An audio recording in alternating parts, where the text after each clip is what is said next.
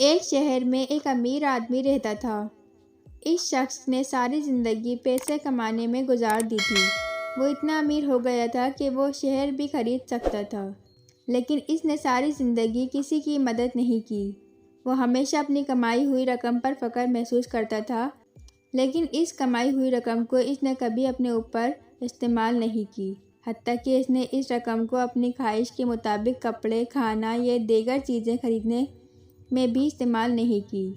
ساری زندگی صرف پیسے کمانے میں مصروف رہا اور اسی طرح مال کمانے میں اس قدر مگن رہا کہ اسے احساس ہی نہیں ہوا کہ وہ بوڑھا ہو کر زندگی کی آخری منزل پر آ گیا ہے۔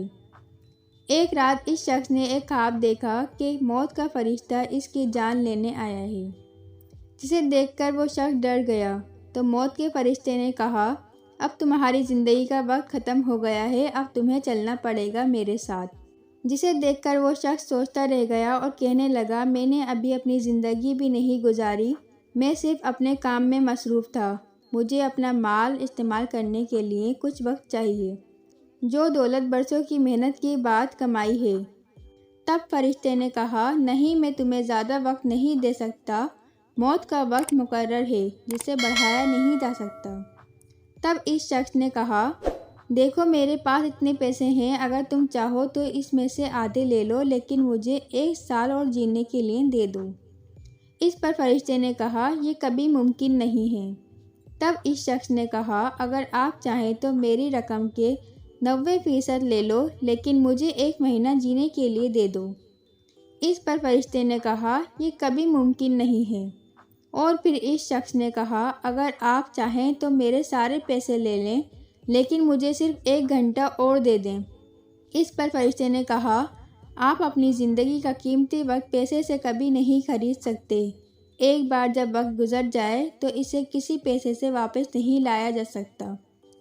اس شخص کو اپنی دولت پر بڑا ناز تھا۔ آج وہ سب کچھ رائے گاں ہے اور اس طرح اس نے اپنی زندگی کا قیمتی وقت اسی دولت کو کمانے میں صرف کیا تھا۔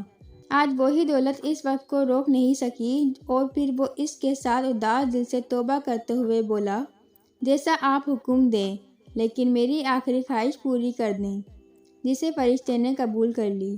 پھر اس شخص نے ایک پیغام لکھا، میں نے اپنی پوری زندگی پیسے کمانے کے لیے لگا دی اور آج وہی پیسہ میری زندگی کے لیے 1 سیکنڈ بھی نہیں خرید سکا۔ اس لیے آپ سب اپنی زندگی کا یہ قیمتی وقت گزار سکتے ہیں، اور چاہے آپ جتنا بھی کما لیں، لیکن آپ اپنی زندگی کا قیمتی وقت کبھی نہیں خرید سکتے۔